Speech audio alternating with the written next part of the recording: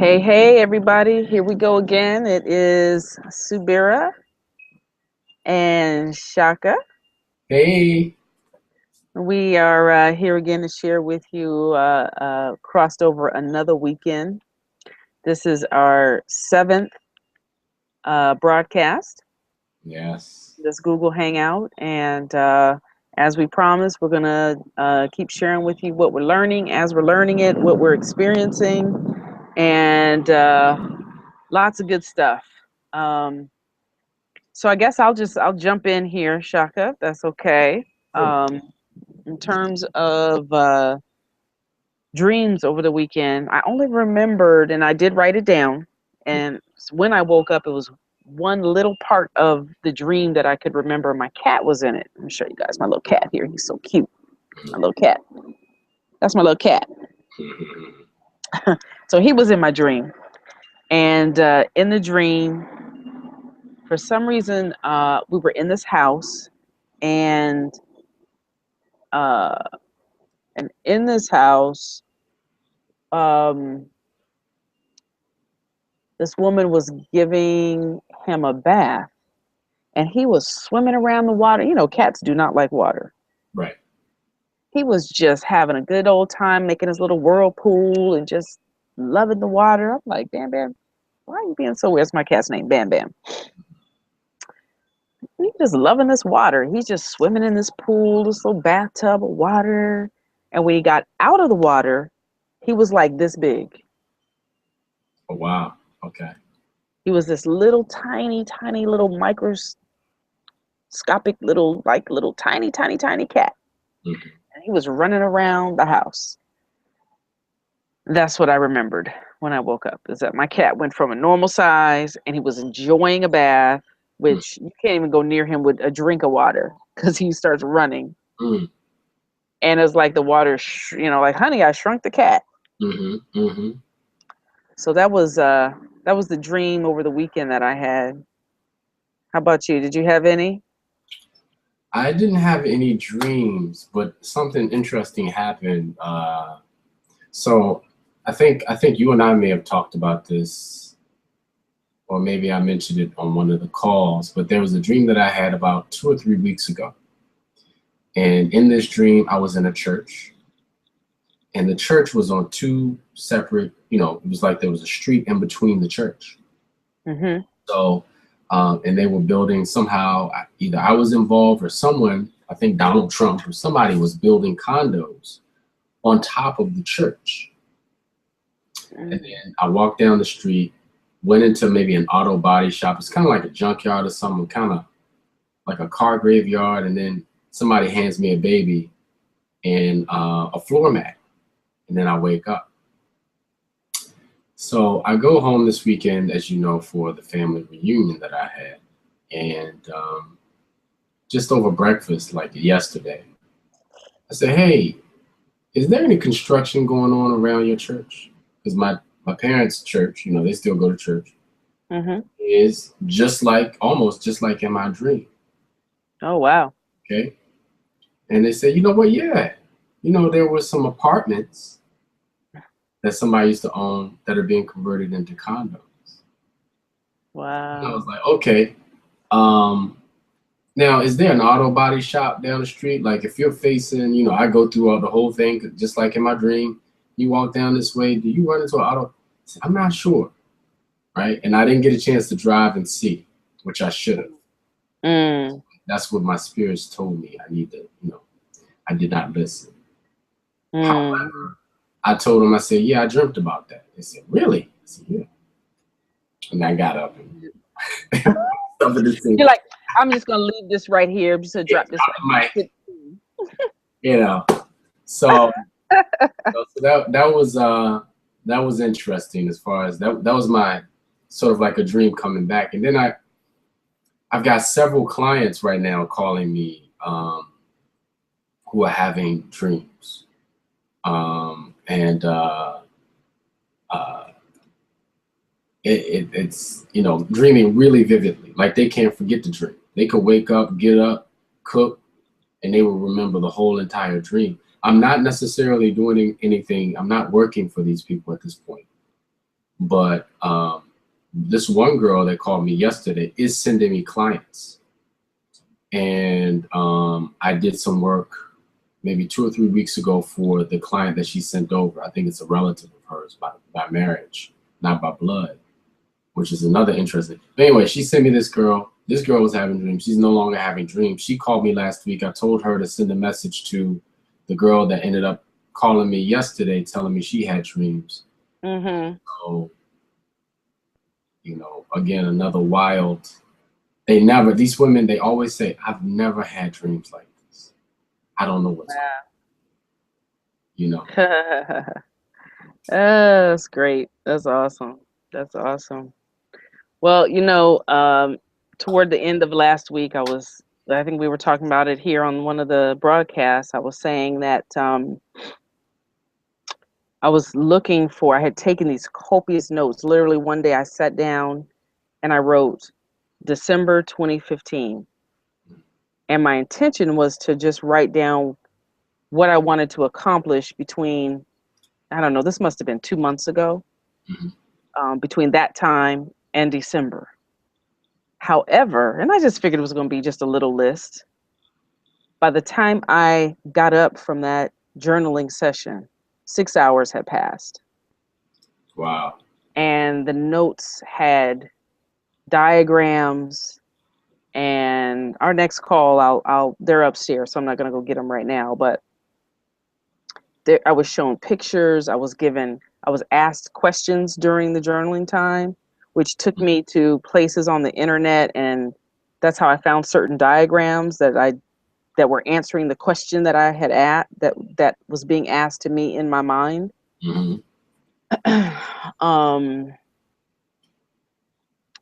So anyway, these papers, I had misplaced them, I thought. One of the things that one of my mantras always is, or one of my affirmations is, nothing is ever lost in the universe. And I just kept saying, nothing is ever lost in the universe. And I went to my genie this morning. I have been going to it every day asking, like, show me where this notebook is. And so remember last week, two people drove down my one-way street, which is a one-way going northbound. Two cars came southbound. On tape. And I kept saying, does that mean I'm looking in the wrong way or the wrong place, or I'm going about it wrong? Or I'm doing something backwards. So this morning, I said, okay, I'm going to sit down in front of my genie. It's the beginning of the month. This is one of my rituals. Write down everything I need to get accomplished in September. So I can just check things off as the month goes. So I sit down with my notebook. I start writing. I'm like, and I'm hearing, look in the back of this notebook. Okay. Oh, wait, let me do this. Said, okay. So I flipped the notebook over, open it up. Turns out I had torn out those pieces of paper. So now they were loose leaf papers. They weren't actually in a notebook. And I remembered writing in this red notebook. And it was at the front of the notebook. And I was like, where is this notebook? Well, I had taken the papers out of the notebook. Put him in the back of another notebook. And because I think I had just started writing in some random, no, I had written in my dream journal. But everything was coming so fast, I didn't want to stop that day. That ended up being a 6-hour day of journaling. So once I had just kind of processed and downloaded, I said, okay, it doesn't belong in my dream journal. Let me put it in the journal. I would have written it if I had planned to do something like this. And I stuck it in the back of that journal and the back of that notebook and forgot that was where I put it. Wow. So today I found those documents, and it took me, I felt like, you and I talk about feeling like we have this magic carpet, or knowing that we have a magic carpet. So I felt like the magic carpet, just as soon as I found them and I was like, oh, eureka, boom, it took off again. Because all of that stuff they were plans. Oh wow. It was like, it was almost like an architectural design um, that was given to me Mhm. for a certain segment of my business. Mhm.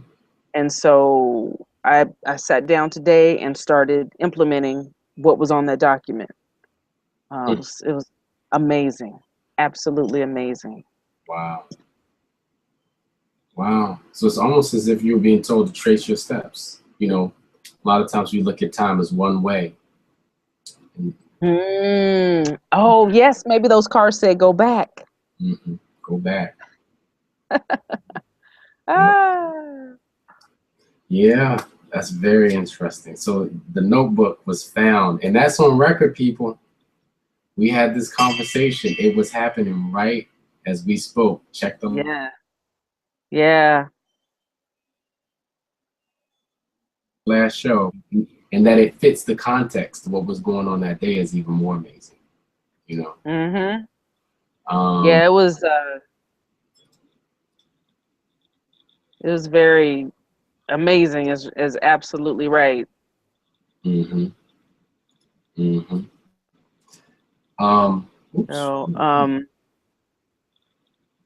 I um, I was in Richmond over the weekend, and I decided to go hang out at the James River, see if I could, collect some medicine and maybe, um, relax a little bit.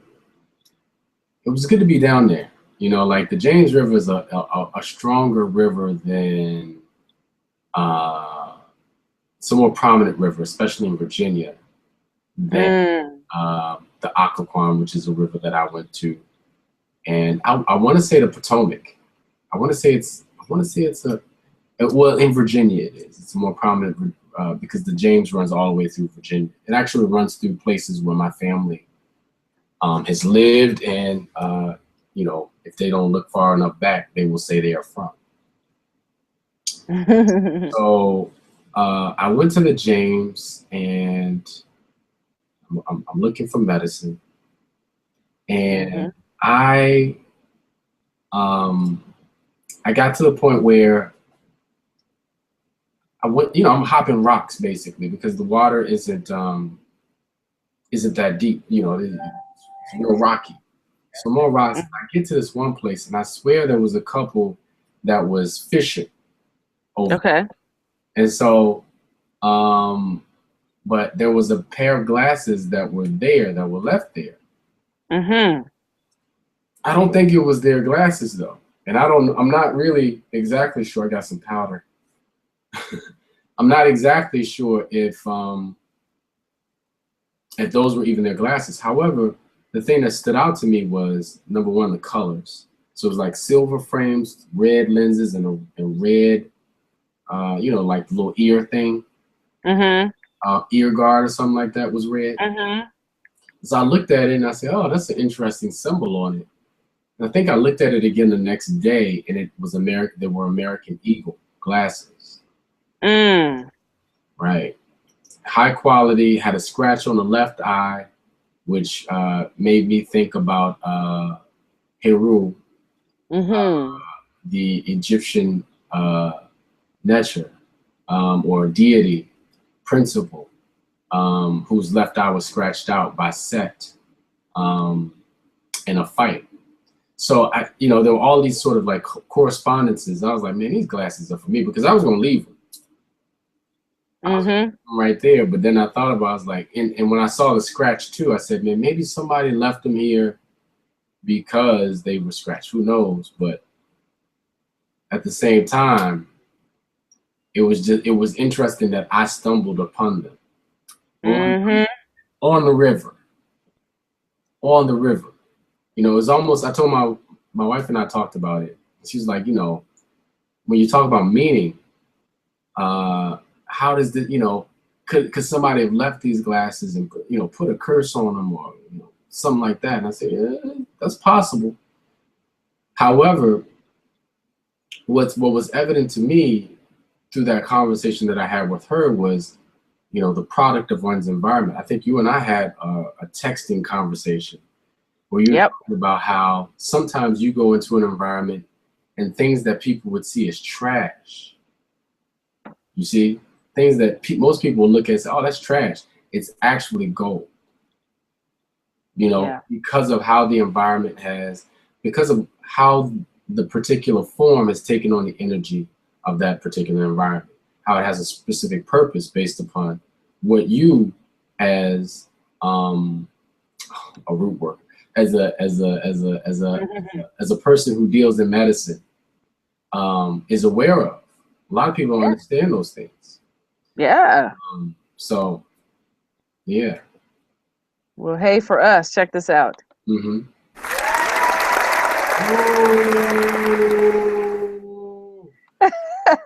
Wow. Now it's on now. It's on now. Yeah, we get ready to have some fun. Well, you know, that brings up the my time in the mountain this weekend. You know, I too went up to collect some medicine, Mm-hmm. and it's interesting because at first I was gonna have someone was gonna go with me, Mm-hmm. like, oh, you know, I'll go hiking over here, and afterwards she was like, you know what, I'm gonna go to the store, and you go ahead and go. Okay, no problem. So when I first got on the trail, um, I was, you know, on the beaten path where everybody was hiking on a Sunday. And my spirit immediately was like, no, you need to get off this beaten path. Mm-hmm.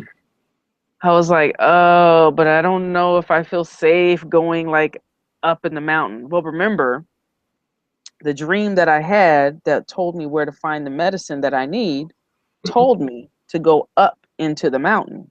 Right. So I said, okay, here we go. And up the mountain I went. Literally, I climbed about an hour and a half.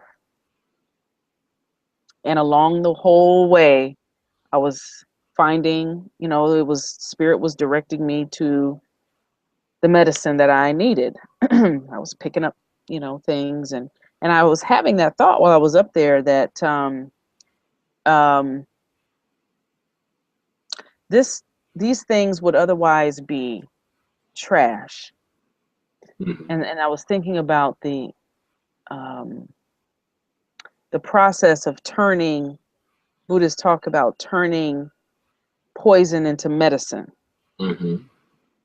and how literally that's what I was doing. I was picking up these things that someone else had just dropped and left there, probably as trash in their mind. Mm-hmm. But me coming into the environment with the medicine that I bring as a person, as a being, is about healing and restoring an environment and leaving it better than I found it. Mm-hmm. So when I pick these things up and the way that we are being taught to use these pieces that we find out in nature, Mm-hmm. we transform what it was there for. First of all, I take it out of that environment, which, okay, it has done its job. These things are not going to decompose. Mm-hmm. Um, the things that are not natural elements to a mountain that I picked up. So there was just so many layers going on, you know, just the echo. I don't even know what the word is I'm looking for, but taking care of Mother Earth, Mm-hmm. taking care of Father Mountain. You know, I actually spent time like really paying attention to the trees and to the dirt and to the little animals that I would see, the earthworms and it was like, it was amazing. At different times I was walking with my earbuds in, so I had certain music on that felt good to me to have in that environment. Sometimes I was walking and I was just listening. Sometimes I was taking pictures, and sometimes I was talking. But I knew that my role there and anywhere that I go is as a healer and as a transformer. That when I step onto the scene, when and where I enter, so does healing and transformation. Like Mm-hmm. that became really clear to me. Mm-hmm. in that, you know, because I'm intentional about it, a space will be improved, even if it may not look improved. I mean, I know a healing process does not always look and feel or sound pretty. Mm-hmm. So there may be things that we have to support ourselves and or other people through healing processes that that involve crisis, Mm-hmm. you know, healing crisis. Uh, so yeah, that was an interesting couple of hours up in the mountains. Mm. That's good. That's good. So you went to the mountains and I went to the river. Uh huh. Yeah, and it was funny because you know there was a point where I'm looking down in my hand and the offerings that I had brought to leave on the mountain for what I was taking.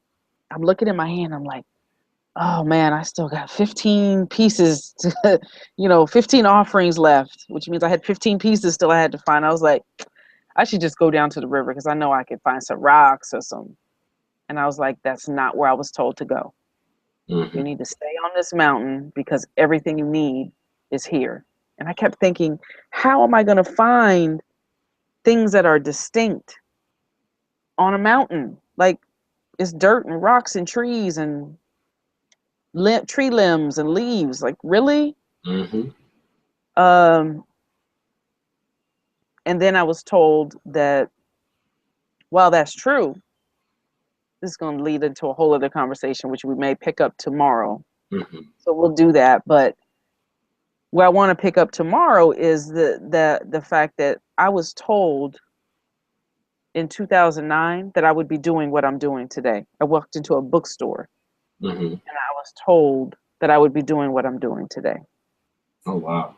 by the person that was ringing me up at the cash register. But that is part of the story with these natural elements that I was picking up and me saying, how am I going to do this? Mm. But we'll pick that up. We'll pick that up tomorrow. Yes. Sounds Uh, good. ah. Anything else you want to hit on before? I found it. Yes, this is the Google effects. It's so fun. Yes, it is wonderful. Oh my goodness. Yeah. Well, I think one thing to remember is um, I guess to say that I think my bottom third is backward, but I have to work on it. No, it's not. It's not okay. It looks backward on my end, I guess, when I look at it. Oh. But want to give a shout out to Chief Famachi Apeto Buaru and the other students at IIKDS. Keep doing what you're doing. Doing it, doing it. Keep doing it. And we'll be back tomorrow. What time is it now? It's like 4:42. So we got started late, but we got it done. We did. We got it done. We got it done. We'll post these links up for people to be able to join our conversation, and we'll be picking up tomorrow. And I feel like all this is just going to turn into a nice little stream. Exactly. You know. Also want to remind folks, if you're watching this and you are an Indigenous reader, you are a diviner. Indigenous meaning, from a primary, um, how do I want to say that? You're just indigenous to a land. Mm-hmm. Um, Aboriginal. yeah, if you are Aboriginal and you are a diviner, Mm-hmm. Chief Amachi would like to talk with you. He is looking to fill some spots for Indigenous diviners on his platform. And it is a situation where you would get actually paid. So you definitely would want to get in touch with. Ah, to get in touch with Chief Amachi. Um, we can get paid for doing what we do, doing what we do. All right, folks. So there we go. That's all the plugs. And again, you know, as always, if you want to get in touch with me, um, you can go to my, I have a Facebook page, which is Subira Divines. And you can get in touch with me there. You can also get in touch with me at Sacred Warrior Yoga on Facebook. And if you just want to be a friend, you just want to hang out, look me up at Subira Falame, also on Facebook. I'm living on Facebook. Mm. How about you, Shaka? How can the folks get in touch with you? Same. Just look for me on Facebook at ShakaGuru. It should pop up. ShakaGuru Dine. Type those in. It just like my name here. If you do that, I'm pretty sure I'll be the only one that pops up. If not, there should be very, very few of us. If there are others, so yeah, look for me on Facebook, and I've got some more pages to come. We're working on that, so I'll have some more access points in the future, in the near future. So looking forward to that. All right. All right, folks. Shaka and I are signing off, and we will see you tomorrow morning, 9 o'clock. We'll be here with what happens overnight. Yes. All Peace. right. Peace, brother.